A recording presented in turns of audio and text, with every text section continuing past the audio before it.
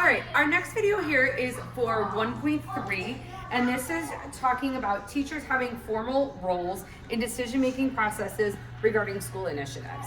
So one of the things we're going to do right now is I'm going to take you down to one of our brand new rooms that we just put together, and this is called the Sparkle Center, where the majority of these meetings actually take place. And what happens on a monthly basis is we have a team called our Building Leadership Team.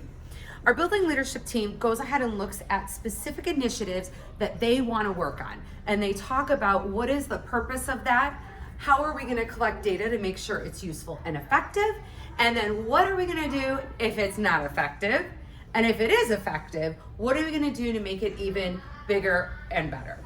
For lack of a better term, we do very much have a belief here at Diamond Lake School that it's really go big or go home, because we are always going to the absolute top and we are always following our district values of leveling up, leaning in, and sparkling on. We are always trying to find new and different ways to provide our students with opportunities that we know they would not have without us. So let's go ahead and come on into the Sparkle Center.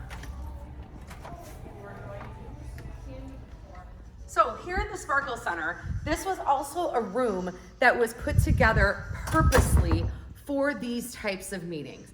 And what you'll notice here is really important because it actually shapes the tones of the meetings that we're having, and it actually gives us a home base in several different ways. What you'll notice here is right here on this Sparkle wall, we actually put this together with teams of teachers. So what we did is we had all three buildings vote on specific words of what the word sparkle meant to them. So we have things like respect, positivity, kindness, relationships, community, support, dedication, smiles, family, fun, collaboration, learning, diamonds, friendships, joy, connection, pride, teamwork, excellence. And while this might seem like maybe a small project to have teachers just determining what we would want to put on a word wall, it sets the tone for every single meeting that we have here. So while it may seem like a very informal decision, it's really very formal. So this is where our BLT meets, like I said before. It's a really nice, comfortable room. It again allows us to remember why we sparkle, why we're here, and why we're here to work together. And what we always do at our BLT meetings is we think about those important things.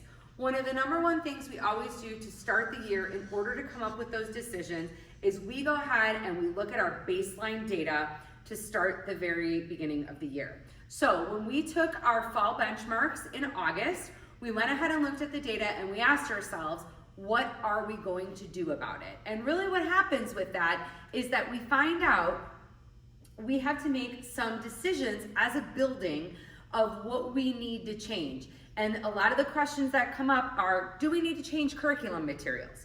Do we need to change intervention strategies or practices? Do we need to bring something new to our classroom? Do we need to bring something new to our families in order to make these pieces happen? And it's a lot of really collaborative, authentic conversation. Once we meet as a BLT, they then go ahead and go back to their teams and share the conversations that we've had. And what they do is they ask for even more input from their fellow team members.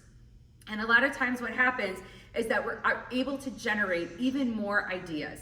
Again, bigger and better all the time is what we're looking for.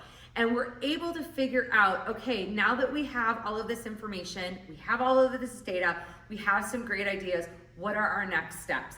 And those are also the formal decisions that BLT will make. They will talk about, do we need to survey staff to figure out how we should do this in our next way? Should we have a couple of classroom pilots, some different ideas or different strategies so that they can collect some data over the next 4 weeks before we meet again and be able to come back and share with us?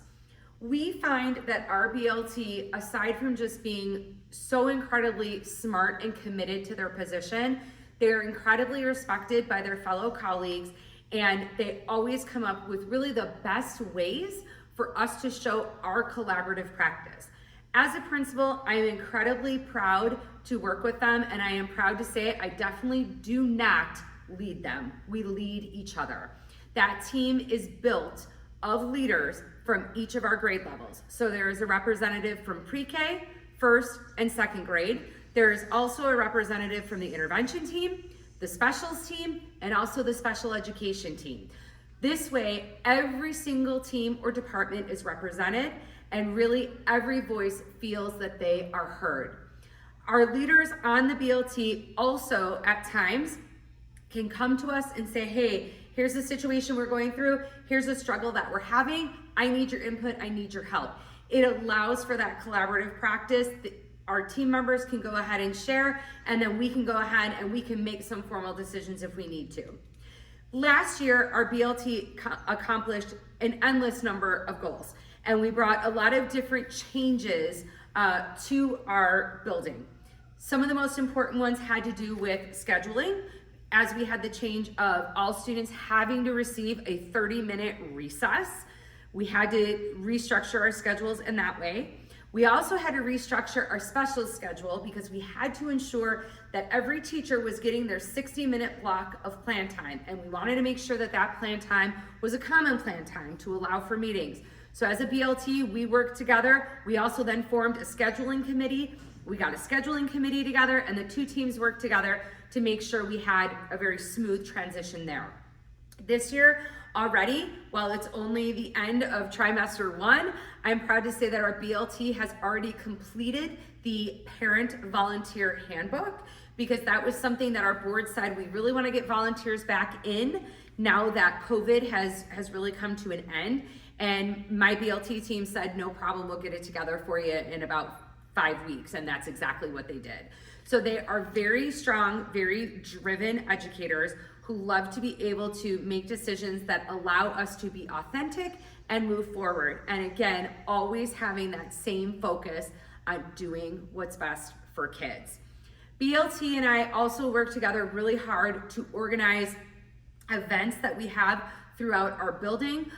We just recently had an ELA and math event in honor of the fall, where our kids had the opportunity to engage in cognitively complex tasks in a different way. So they are also very formal in making the decisions of how we can bring new, authentic things to our kids. So I am very proud to work with them. I'm proud to say this is sort of our home base, if you will, for our BLT to be able to work together. And over the summer, we also spend 2 to 3 full days together in our summer retreat, where we will set our school improvement plan for the year, where we will take a look at data that we had collected from the year prior through staff surveys that we had created to think, are there things that we need to change?